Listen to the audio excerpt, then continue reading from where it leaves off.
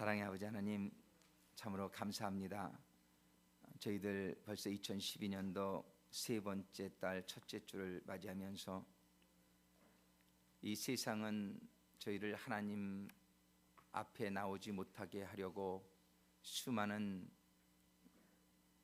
고난과 역경과 상황들을 통해서 우리들을 붙들었지만, 오늘 이렇게 아버지 앞에 나올 수 있도록 인도해 주셨음에 감사를 드립니다.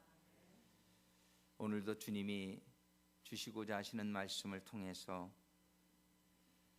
아버지 앞에 나온 귀한 성도들 깨달음이 임하게 하시고, 아버지의 음성이 들려지게 하시고, 아버지 하나님께서 그토록 주기 원하시는 영원한 생명을 소유한 자들 다 되게 하셔서 영영 세세토록 아버지의 자녀로 하나님 나라에서 반드시 살게 되는 축복받은 인생들 다 되게 하여 주옵소서. 이 시간도 말씀을 받는 것을 방해하는 사단 마귀의 역사를 막아주시고 쫓아내주시고, 이 시간 아버지 하나님의 주시는 은혜가 저희들의 심령 안에 가득히 임하게 하여 주옵소서. 예수님의 이름으로 기도드립니다. 지난주에는 우리가 마태복음 7장의 말씀 중에서 정말 주여 주여 하는 자마다 다 천국을 가는 것이 아니요 아버지의 뜻을 행하는 자마다 가게 된다는 말씀을 통해서 하나님께서 정말 우리들에게 원하는 것은 이 세상에서의 삶이 아니라 천국에 들어오게 하시는 것이라는 것을 우리들이 지난주에도 생각해 보았습니다. 하나님은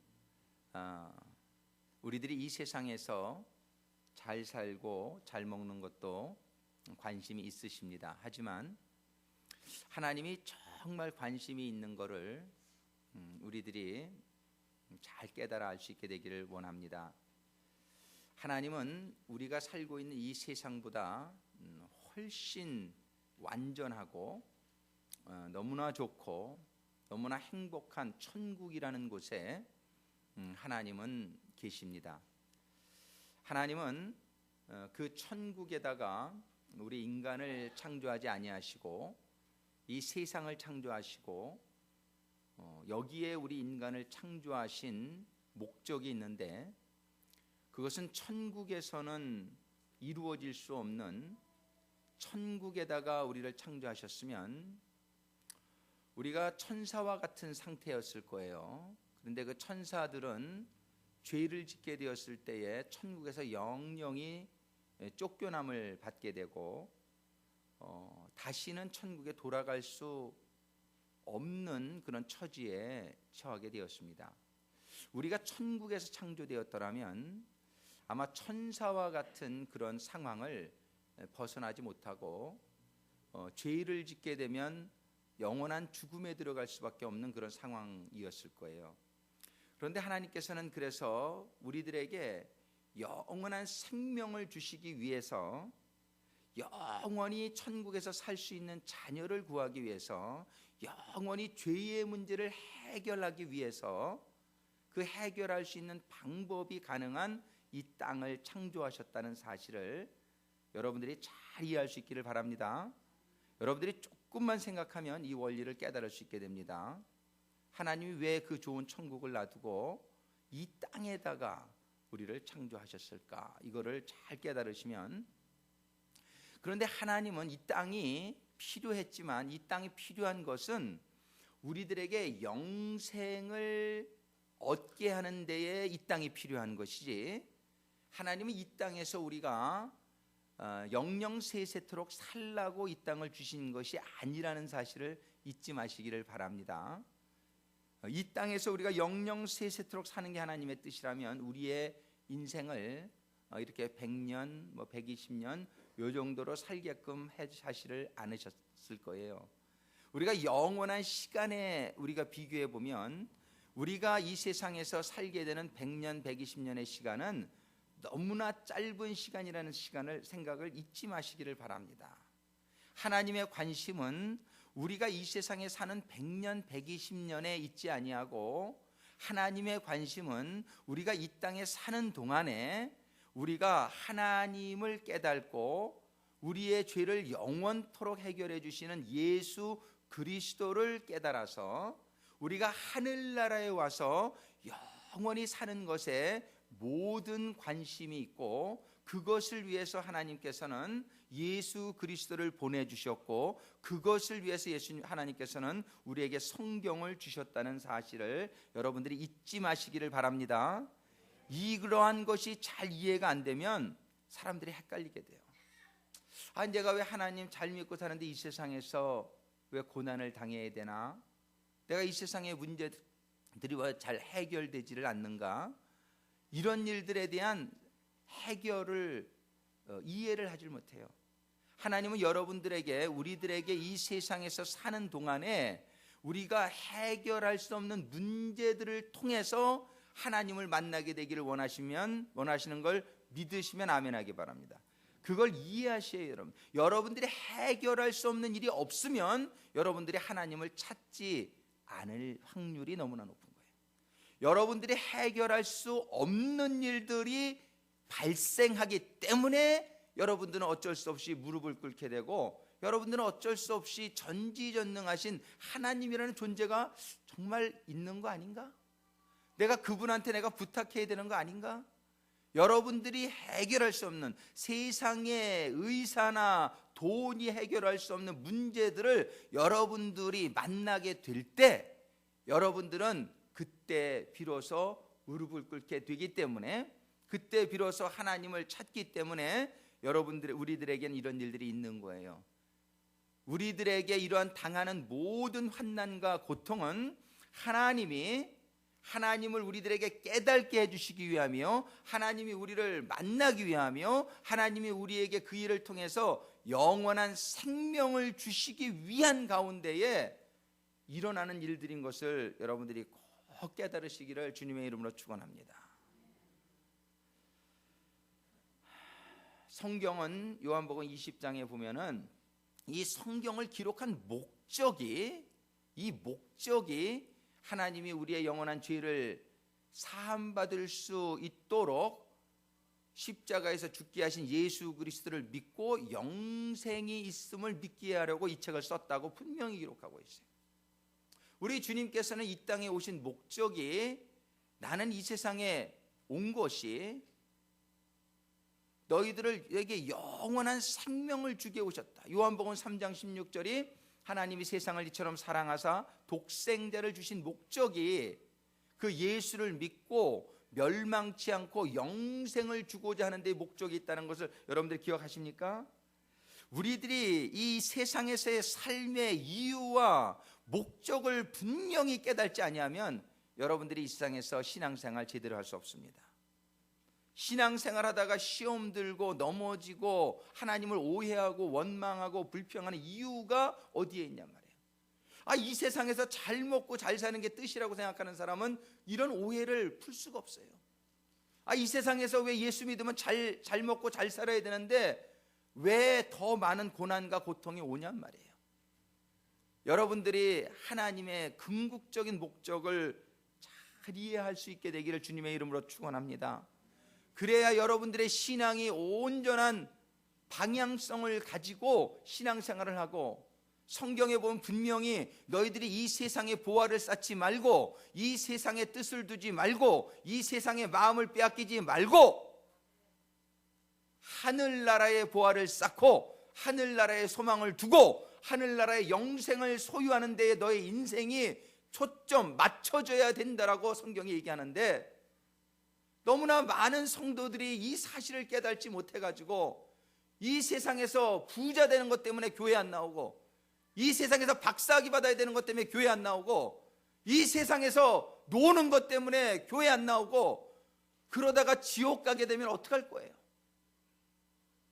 그러다가 지옥 가게 되면 영원토록 어둠의 처에 슬피 울며 이를 갈미 있으리라고 성경이 얘기하는데, 여러분들이 왜 주객이 전도된 생활을 하게 되는 경우가 얼마나 많은지 몰라요.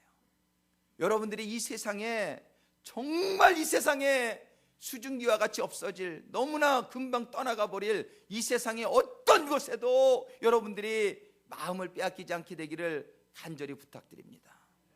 여러분들이 이 세상에 마음 빼앗기지 마세요. 이 세상은 여러분들이 지나온 삶을 봐도 얼마나 빨리 지났습니까?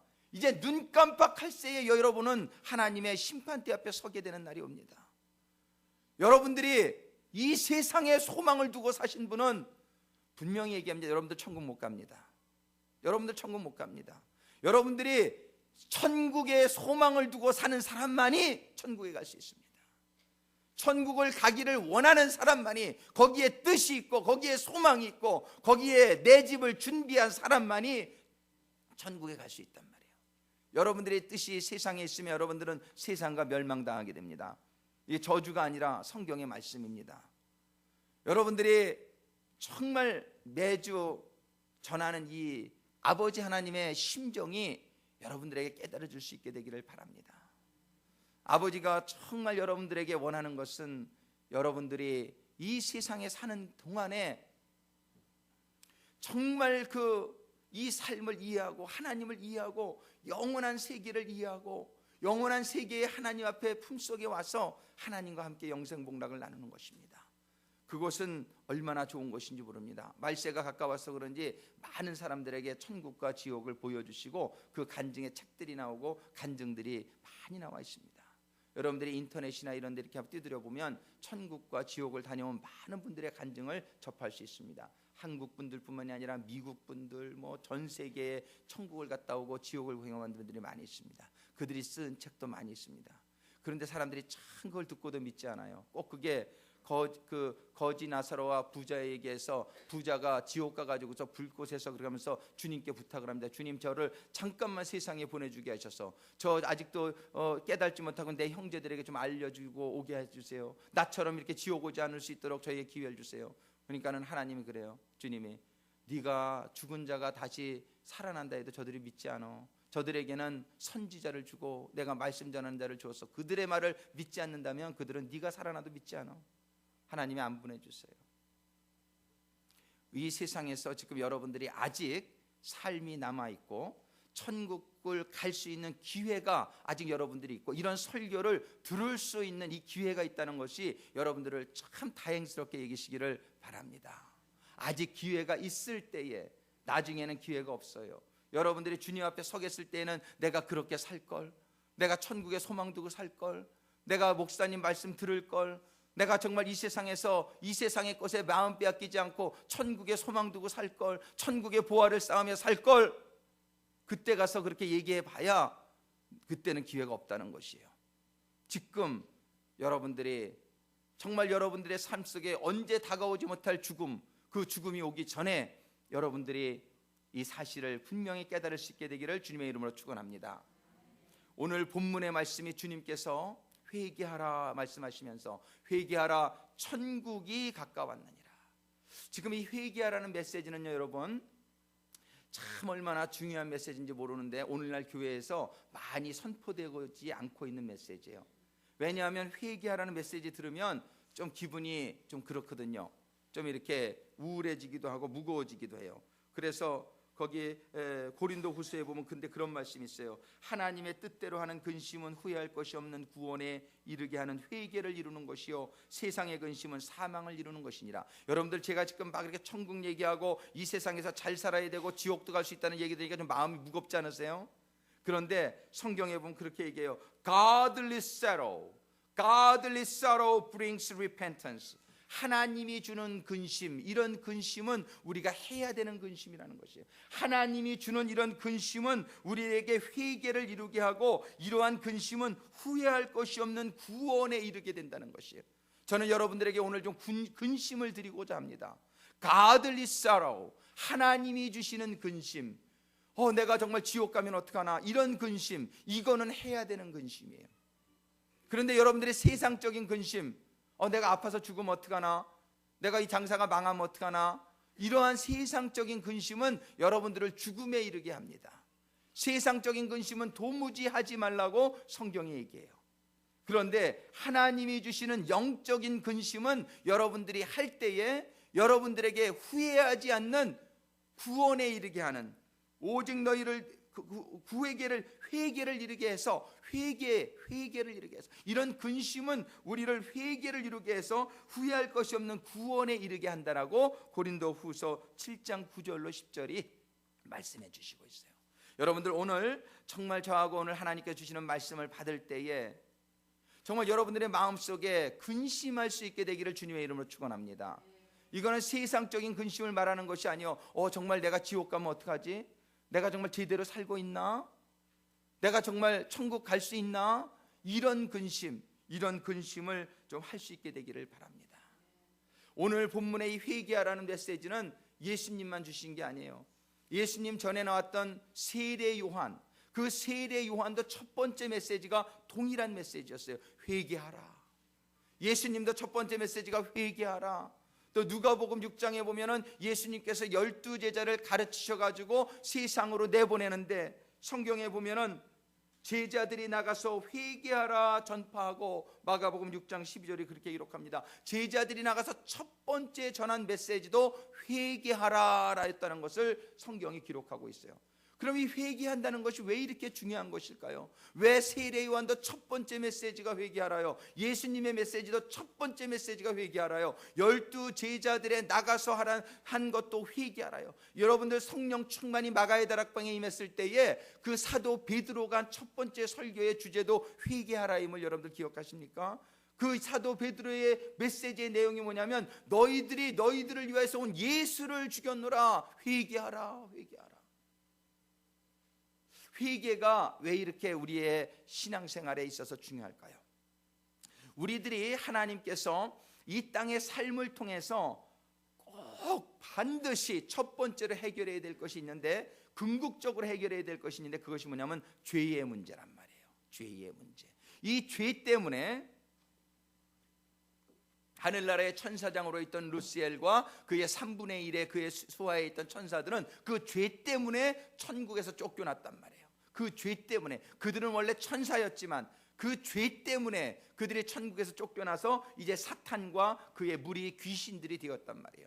이 죄라고 하는 것은 하나님과 그 존재의 사이를 완전히 벌려놓는 것, 영어로 말하면 separate from God. 이 죄라고 하는 것은 하나님과 우리 사이를 갈라놓는 것이 죄입니다. 그래서 죄를 짓게 되는 동시에, 성경 요한일서 3장 8절에 보면은 죄를 짓게 되는 동시에 너희들은 마귀에 속하게 된다, 이렇게 성경이 기록하고 있어요. 죄를 짓게 되는 동시에 우리들은 마귀에 속하게 됩니다. 이건 성경의 말씀입니다. 여러분들이 목사이건 장로이건 권사이건 상관이 없어요. 여러분들이 누구든지 간에 죄를 지면, 여러분들이 죄를 짓는 그 순간에 여러분들은 하나님하고 분리가 되어져 버려요. 죄라고 하는 것은 하나님과 우리 사이를 분리시키는 것입니다. 내가 예수 믿고 한번 죄 사함 받았으면 영원히 죄가 사함 받는 거 아니에요? 여러분들이 근데 회개해야 죄 사함을 받는다고 성경에 되어 있어요. 그래서 예수님께서는 사도들이 목욕한 후에도 너희들은 발을 씻겨주면서, 너희들이 목욕은 했다, 내가 처음 믿을 때 모든 그 전의 죄가 다 용서함 받았지만 네가 이제부터 짓는 또 그런 죄들은 날마다 회개를 해야 돼. 회개를 하면서 우리들의 정결함을 유지하지 않고는 하나님의 임재 가운데 있을 수 없음을 성경은 얘기합니다. 회개를 날마다 이루라고 성경은 얘기해요. 구원을 그래서 두려움과 떨림으로 날마다 우리의 이 죄의 문제를 해결하지 않으면 우리는 어느 순간부터인가 죄를 짓는 그 순간 하나님과 우리의 사이는 벌어지게 되는 것이에요. 하나님과 우리의 사이가 그 죄라는 죄라는 벽으로 인하여 딱 막혀져 버리는 것이에요. 죄를 짓는 순간 우리는 생명이신 하나님의 생명이 우리한테 임하지 않게 되는 거예요. 끊겨지는 거예요. 그래서 죄를 짓는 순간 아담과 이브는 그 에덴 동산에서 그들이 하나님에게 속한 자들이었지만 죄를 짓는 그 순간 하나님이 뭐라 그랬어요? 너희들이 정령 죽으리라. 정령 죽는다는 것은 영원한 죽음을 의미하는 겁니다. 정령 죽는다는 것은 영적인 죽음을 의미하는 거예요. 그들이 에덴 동산에서 쫓겨났을 때 육적으로는 살아있었죠. 그러나 그들의 영혼은 하나님과 관계가 끊어진 상태, 영원한 죽음의 상태에 들어간 것이에요. 그런데 감사한 것은 아직 우리가 육신이 살아있는 동안에는 회개할 기회가 있다는 것입니다. 우리가 육신으로 살아있는 동안만 회개할 기회가 있습니다. 육신의 생명이 끝난 다음에는 회개할 기회가 없습니다. 그래서 이 세상에 살아있는 동안에 아직 나에게 기회가 주어진 이 기간에 우리는 회개하라고 주님이 말씀하시는 거예요. 그래서 세례 요한도 와서 말씀하시고 예수님께서도 첫 번째 메시지가 그것이었고 제자들도 그 메시지가 그것이었냐면 너희들이 하나님에게 택한 백성이지 않았습니까? 이스라엘이 그들이 하나님에게 택한 백성이었는데 왜 예수님은 와서 회개하라고 말합니까? 너희들이 아무리 택한 백성이었지만 너희들의 죄로 인하여 너희들과 하나님 사이는 이제 separate, 갈라져 있다는 것이에요. 이제 하나님이 예수를 보내신 목적이, 하나님께서 이루고자 하시는 목적이 무엇이냐면 이 죄의 문제를 해결하는 것이란 말이에요. 하나님께서는 죄의 문제를 해결하기 위해서는 그것이 어떻게 해결되어야 되는 것을 알게 하기 위해서 구약시대로부터 제사제도라는 것을 주셔서 알려주셨어요. 그런데 이 죄의 문제를 해결해야 되는데 문제는요, 병든 사람이 있는데 병이 든 거를 몰라. 그게 문제예요. 병은 빨리 발견하면 치유할 방법이 있어요. 그런데 병이 든 거를 몰라. 이게 문제입니다. 그래서 우리는 좀 돈이 들어도 정기검진을 좀 받는 것이 우리의 큰 병을 예방하는 데 많이 중요하다고 그러잖아요. 우리가 문제인 것이 죄를 지음에도 불구하고 내가 죄를 짓고 있음을 몰라. 그것이 문제입니다. 죄를 짓고 있는 것을 몰라. 그러니까는 병이 든 것을 모르는 사람이 의사를 찾지 않듯이 죄를 지은 것을 모르기 때문에 우리가 그 죄의 문제를, 심각성을 깨닫지 못하고 있다가 병의 심각성을 깨닫지 못하고 있으면 어느 날 죽는 순간에 발견하면 그때는 치유가 불가능한 것이에요. 너무 늦었어요. 의사가 그러잖아요. 조금만 일찍 왔어도. 근데 너무 늦었습니다. 우리가 그런 진단 들을 때가 많잖아요. 영적으로도 마찬가지예요. 영적으로 우리가 언제나 다 구원을 받을 수 있는 게 아니에요. 성경에 보면은요, 구원받을 수 없는 처지가 된 것이 많아요. 여러분들 에서 기억하지요? 야곱의 형 에서.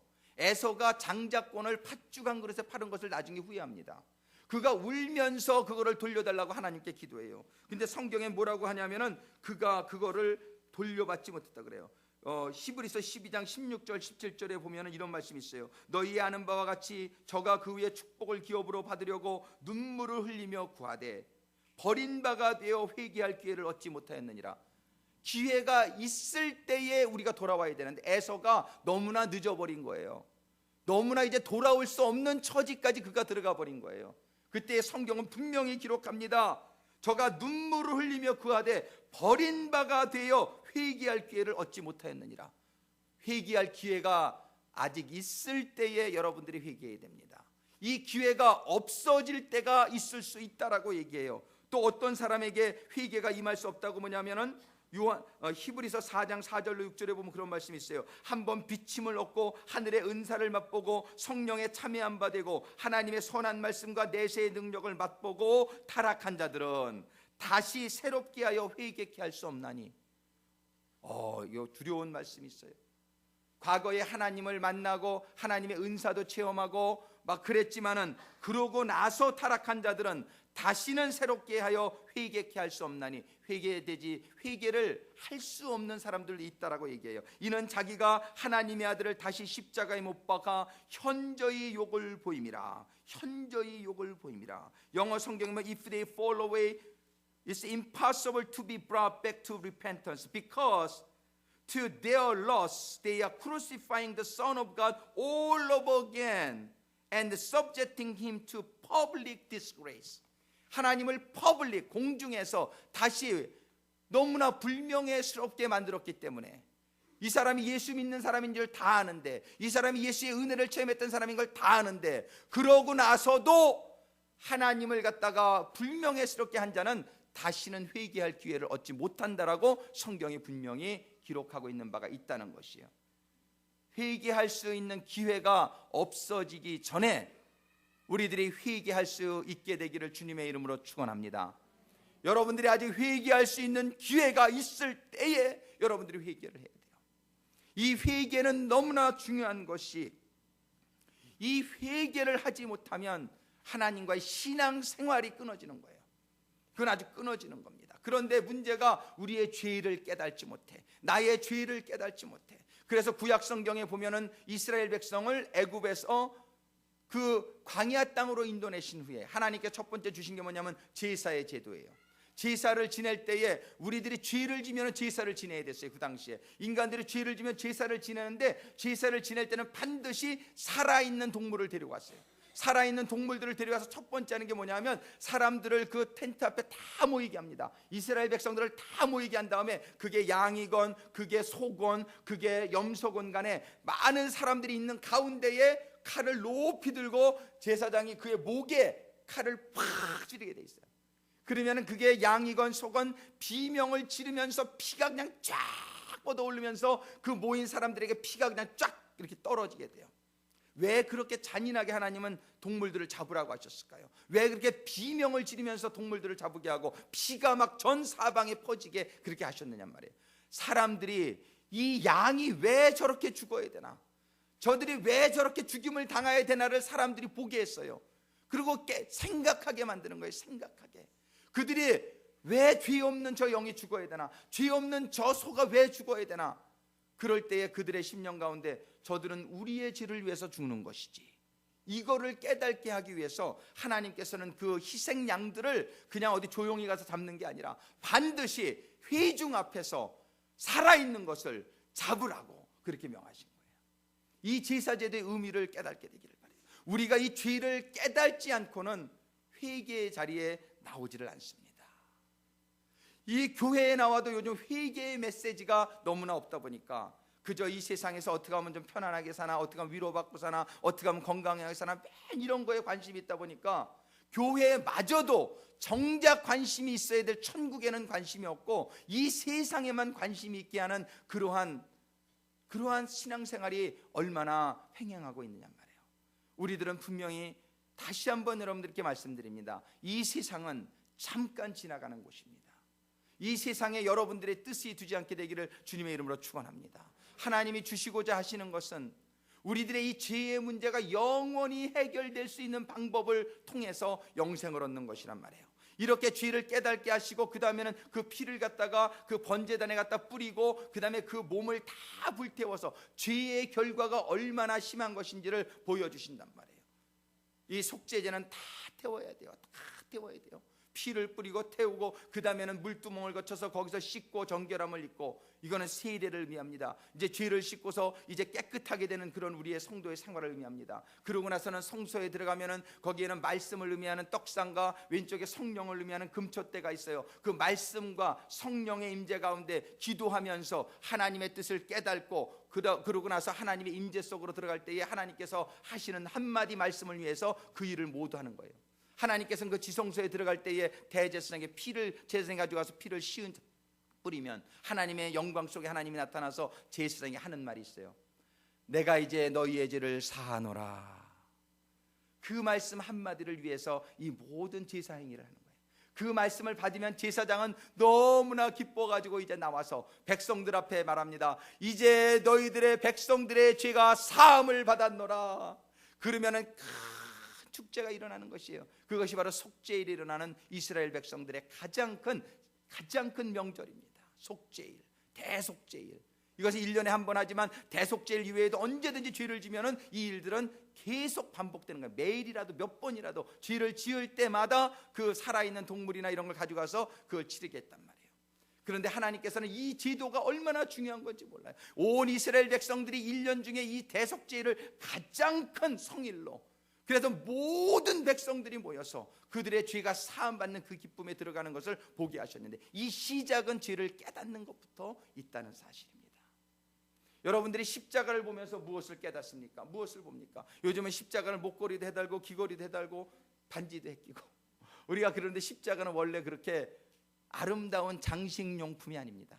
십자가는 원래 죄 중에서도 가장 극악한 죄를 지은 자들이 매달려서 죽는 것이 이 죽음의 형틀이에요. 십자가는 이게 사형틀입니다. 사형틀. 이 십자가를 보면서 우리가 꼭 하나님이 우리가 깨닫게 되기를 원하는 게 있어요. 그것은 뭐냐면은 우리의 죄로 인해서 십자가에 달리신 예수를 바라보라는 거예요. 우리의 죄값이 얼마나 크면은 하나님의 아들이 오셔서 죽어야만 되는 그러한 죄인지를 십자가를 보면서 우리의 죄를 깨달으라고 십자가를 주신 것이에요. 그런 것을 보면 그 가톨릭에서 하는 달려있는 예수님의 의미도 커요. 우리가 예수님이 그렇게 비참하게 십자가에 달리신 모습을 보면서 왜 예수님이 십자가에 달려야 됐을까? 왜 예수님이, 죄 없는 예수님이, 하나님의 아들이 도대체 왜 십자가에 달려야 했을까? 히브리서에 보면은 동물들은 사람들의 죄를 영영이 속하지 못한다고 기록되어 있어요. 사람들의 죄는 사람이 속해야 됩니다. 그런데 딜레마는 사람들 중에는 속죄양으로 바칠 만한 사람이 하나도 없다는 거예요. 왜냐하면 그 속죄양이 되기 위해서는 죄가 없어야 돼요. 죄가 있으면 자기 죄 때문에 죽어야지. 근데 죄가 없어야만 그 속죄양이 될 수 있는데 죄 없는 인간이 없으니 하나님께서는 아들을 보내실 수밖에 없었다는 것입니다. 이제 예수님께서 이 땅에 오신 목적이 뭐예요? 우리들의 모든 죄를 감당하시기 위해서 이 땅에 오셨다는 거예요. 예수님이 우리의 죄를 위해서 죽으심으로 말미암아 이제는 우리가 죄를 깨닫기만 하고 이제 그 예수님의 피를 우리가 의지하기만 하면, 그리고 우리의 죄를 고백하기만 하면 하나님은 미쁘시사 우리의 모든 죄를 용서해 주시겠다고 성경에 얘기하는 것입니다. 하나님께서는 우리의 죄가 사함을 받아야 되는 모든 조건을 완수하셨어요. He met all requirement. 하나님께서는 우리의 죄를 사함을 받게 하려면 사람이 죽어야 된다는 그런 조건이 필요하단 말이에요. 그 사람은 죄가 없는 사람이 돼야 돼요. 죄가 없는 사람인 예수가 우리의 죄를 위해서 죽어주셨기 때문에 이제는 우리가 누구든지 어떠한 죄도 성경에서는 그 예수를 믿으면, 그 예수의 보혈을 내가 의지하면 여러분들의 죄가 사함을 받을 수 있다라고 성경이 기록합니다. 어떤 사람은 퀘스천하죠. 한 사람이 죽었는데 이렇게 많은 사람이 다 사함 받을 수 있어요? 예, 그럴 수 있습니다. 로마서는 그걸 이렇게 설명해요. 한 사람으로 인해서 이 땅에 죄가 들어왔다는 거예요. 아담 한 사람으로 인해서 이 땅에 다 죄가 들어왔으니까 예수님 한 사람으로 인해서 모든 사람이 구원받을 수 있는 것, 그거 정당하다는 거예요. 그게 아주 공평하다는 것이에요. 여러분들 이해가 되십니까? 이 세상의 모든 죄는 아담 한 사람으로 인해서 왔잖아요. 그죠? 그러니까는 우리 예수 한 사람으로 인해서 모든 구원은 이루어질 수 있다라고 성경이 얘기합니다. 그런 거에 의문 갖지 않으셔도 됩니다. 문제는 우리가 우리의 죄를 깨닫는 거예요. 여러분들 얼마나 죄를 졌습니까? 여러분들 죄 지은 것을 잘 안 느껴지지요. 왜냐하면 우리 사람들은 전부 자기 중심적인, 그래가지고 자기가 자기의 판단 기준을 가지고 있는 경우가 얼마나 많은지 몰라요. 그래서 내 기준에 비춰보면 나는 별로 죄인이 아니야. 근데 여러분들 기준은 그렇게 중요하지 않아요. 천국은 하나님의 기준에 맞춰서 들어가는 것이 천국이에요. 하나님의 말씀, 그것이 우리들의 삶 속에 비춰줘야 돼요. 그런데 우리가 하나님의 말씀을 읽어보지를 않아요. 하나님의 말씀에 나를 비춰보지를 않고, 하나님의 말씀을 읽어도 딴 사람한테만 자꾸 적용하려고 그래. 나한테는 별로 적용하려고 그러지 않고. 근데 하나님의 말씀을 여러분 자신에게 먼저 적용할 수 있게 되기를 주님의 이름으로 축원합니다. 여러분 자신이 먼저 구원을 받아야 돼요. 그래야 하나님과의 관계가 회복되는 것을 통해서 하나님이 살아계신 것을 내가 체험하게 되고 그 하나님을 전할 수 있게 되는 것이에요. 여러분들이 하나님의 말씀을 여러분들이 적용해 볼 때에 걸리지 않을 사람이 어디 있습니까? 가장 큰 두 계명으로 하나님께서, 주님께서 정리해 주셨는데 하나는 뭐예요? 너희들이 마음을 다하고 목숨을 다하고 뜻을 다해서 하나님을 사랑하라. 여러분들이 그렇게 하나님을 사랑하십니까? 아니면 여러분들 자신을 사랑하고 여러분들 가족은 사랑하지만 정말 하나님을 위해서 여러분들의 마음을 다합니까? 목숨까지 다합니까? 하나님의 일이 있다고 그래서 여러분들이 별일을 다 제쳐놓고 여러분들이 한번 달려나오신 적이 있습니까? 교회의 일은 내가 시간 있을 때 내가 다 나머지 내일 하고 남으면 하는 거, 보통 그렇게 생각하시는 분들이 많지요. 그렇지 않은 분들도 많이 있어요. 압니다. 그렇게 여러분들의 자세를 한번 살펴보세요. 또 성경은 너의 이웃을 내 몸과 같이 사랑하라고 그러는데 여러분들의 이웃을 정말 여러분들 몸과 같이 얼마나 사랑하십니까? 여러분들의 가족은 아마 여러분들 몸과 같이 사랑할 수 있을지 몰라요. 근데 여러분들의 이웃을 여러분들이 그렇게 사랑하지 않으면 여러분들은 죄 짓고 있는 거예요. 여러분들은 매일 죄를 짓고 있으면서도 그걸 깨닫지를 못해요. 그 죄를 깨닫지를 못합니다. 그 죄가 깨달아지지 않으면 회개되어지지 않고, 회개되어지지 않으면 여러분들의 죄는 여전히 여러분들에게 남아 있습니다. 우리는 오늘 다시 한번 우리들의 죄를 기억할 수 있는, 깨달을 수 있는 이 시간이 될 수 있기를 간절히 소망합니다. 이 죄를 깨닫게 될 때에, 하나님의 말씀에 비춰볼 때 깨닫게 돼요. 여러분들 욥을 잘 알죠? 욥이요, 그런 고백을 한 적이 있어요. 욥이 자기의 죄를 참 깨닫지 못했었는데, 그가 욥기서 42장에 보면은 이렇게 고백합니다. 그전에는 하나님의 말씀을 들었지만 이제 하나님을 눈으로 보는 듯 하나이다. 근데 눈으로 보는 듯 하는데 그 다음에 그의 고백이 이렇게 돼 있어요. 그러므로, 하나님을 그전에는 막연히 알았는데 눈으로 보는 듯 알고 나서 보니까 욥기 42장 5절과 6절에 이렇게 얘기합니다. 그러므로 내가 스스로 거두어드리고 티끌과 재 가운데서 회개하나이다. 하나님을 가까이 가서 보니까 회개가 이루어지는 거예요. 영어 성경에 보면은 Therefore I despise myself. despise라는 단어는 뭐냐면 나 자신이 얼마나 죄인인지를 내가 깨닫게 된다는 얘기예요. 그 전에 하나님을 좀 말로만 듣고 멀리서 볼 때에는 자기 죄를 별로 깨닫지 못해서, 욥이 자기는 굉장히 의인인 줄 알았어요. 그런데 자기의 모든 고난의 시간을 통해서 그가 하나님과 좀 더 가까이 가게 되었을 때에 보니까는 자기가 얼마나 죄인인지를 깨닫게 되는 거예요. 그래서 자기를 거두어 드리고 티끌과 재 가운데서 회개하나이다. 이러한 욥의 고백이 있기 위해서는 우리가 하나님께 가까이 나아가는 시간이 필요합니다. 우리가 하나님의 말씀을 읽지 않고 하나님께 기도하지 아니하고 하나님께 가까이 나가지 아니하면 첫 번째 일어나는 증세가 뭐냐면 죄의 불감증이에요. 의사한테 가보지 아니하면 죄를, 병을 깨닫지 못하는 것처럼 하나님 앞에 나오지 않으면 저잘난 맛에 살아요. 세상 사람들이 다 저잘난 맛에 삽니다. 다 자기 나만큼만 옳게 살라 그래, 이렇게 말하는 사람이 얼마나 많은지 알아요. 너는 죄인이니까 교회 가, 나는 교회 갈 필요 없어, 이렇게 말하는 사람이 얼마나 많은지 몰라요. 근데 교회를 다니면서도 하나님의 말씀에 비추어 보면 너무나 많은 죄를 매일 짓고 있는데 우리가 그 하나님의 말씀을 읽어보지를 않아. 우리가 하나님 앞에 기도함으로 나가보지를 않아. 그러니까는 죄는 여전히 깨달아지지 않고 있는 죄가 너무나 많다는 사실이 참으로 심각한 거예요. 우리들이 욥과 같이, 그래서 하나님은 욥과 같은 고통을 우리에게 주시는 거예요. 왜? 그 고난을 통과하지 않고 하나님께 기도 안 하니까. 그런 시간이 없을 때는 내가 하나님의 말씀을 보지 않으니까. 그래서 하나님의 죄를 깨닫지 못하면 영원히 하나님이 잃어버리실 수밖에 없으니까 하나님 우리에게 고난을 허락하시고, 근데 고난 오기 전에, 매 맞기 전에 여러분들이 잘 들으면 축복인 줄로 믿으시기 바랍니다. 여러분들에게 어려움이 오기 전에 여러분들이 하나님 앞에 나와서 하나님의 말씀을 보세요. 하나님께 기도로 나가보세요. 하나님께서 첫 번째로 여러분들에게 깨닫게 해주시는 것이 여러분들의 죄예요.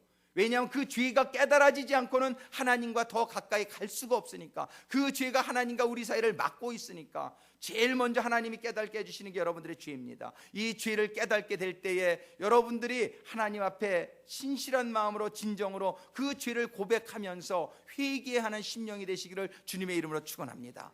이런 회개가 이루어질 때에 여러분들의 죄는 영원히 도말되고 이제 다시 기억지 아니하시는 그런 상태가 되어 여러분들이 purified, 여러분들이 이렇게 아주 거룩하게, 여러분들이 아주 깨끗함을 받아서 이제는 하나님의 임재 속으로 들어가게 되고, 하나님의 임재 속에 들어가게 될 때에 하나님의 생명이, 하나님의 은혜가, 하나님의 그 평강이, 하나님의 능력이 여러분들의 생활에 임하게 될 줄로 믿습니다. 그런데 이 회개가 온전히 이루어지지 않고는 하나님과의 관계가 이루어지질 않아요. 하나님의 기적도 일어나질 않아요. 아무리 기도해도 하나님이 듣지를 않아요. 드실 수가 없어요. 왜? 관계가 없는데, 관계가 끊어져 있는데. 여러분들 이 회개는 얼마나 고마운 수단인지 모릅니다. 우리에게 정말 우리의 회개가 이루어질 수 있는 예수 그리스도를 우리에게 주셔서 그의 피에, 그의 보혈에, 그의 희생에 의지하여 우리의 죄를 고백하기만 하면 우리가 죄사함을 받을 수 있는 그런 상태에 있다는 것이 우리에게는 가장 큰 은혜예요. 여러분들이 하나님 날마다 여러분들 말씀을 읽으면서, 여러분들이 기도하면서 하나님의 임재 속으로 들어가는 축복이 임하기를 주님의 이름으로 축원합니다. 여러분들이 하나님께 더 가까이 가면 갈수록 여러분들의 죄가 깨달아지는 역사가 임하게 되기를 주님의 이름으로 축원합니다. 여러분들의 죄가 깨달아질 때에 여러분들이 진실되게 그 죄를 갖다가 내어놓는, 고백하는 그러한 과정을 통해서 여러분들이 정결함을 받게 되고 하나님의 성령이 여러분들에게 충만히 임하게 될 때에 여러분들이 하나님의 기적을 체험하며 하나님이 주시는 영생의 기쁨 속에 그날을 소망하며 나가는 성도들이 되시기를 주님의 이름으로 축원합니다. 기도하시겠습니다. 사랑의 아버지 하나님, 참으로 감사합니다. 오늘도 마태복음 4장 17절에 주님의 음성을 통해서 참으로 저희들이 얼마나 회개가 저희들의 신앙생활에 중요한지, 저희들이 깨닫고 있는 죄가 얼마나 많은지 다시 한번 아버지의 음성을 듣게 하심에 감사를 드립니다. 아버지 하나님, 이 시간 간구하고 기도합니다. 머리를 조아린 당신의 성도들 축복하여 주옵시고, 정말 성도들이 이제 말씀을 보며 기도하며 아버지 앞에 더욱더 가까이 나가기를 노력할 때에 아버지여 성령께서 감동하시고 성령의 빛이 임하여 저희들의 죄가 하나하나 다 드러나게 하시고 하나님 앞에 모두 회개하는 시간이 임하게 하시고 그것을 통해서 하나님과의 관계가 온전하게 회복되어지는 역사가 우리 성도들과 우리 교회에 임하게 하셔서 정말 하나님이 주시고자 하시는 그 기쁨과 영원한 생명의 축복이 우리 성도들과 우리 교회와 이 지역사에 임하는 놀라운 역사가 있게 하여 주옵소서. 우리 주 예수 그리스도의 이름으로 기도드리옵나이다.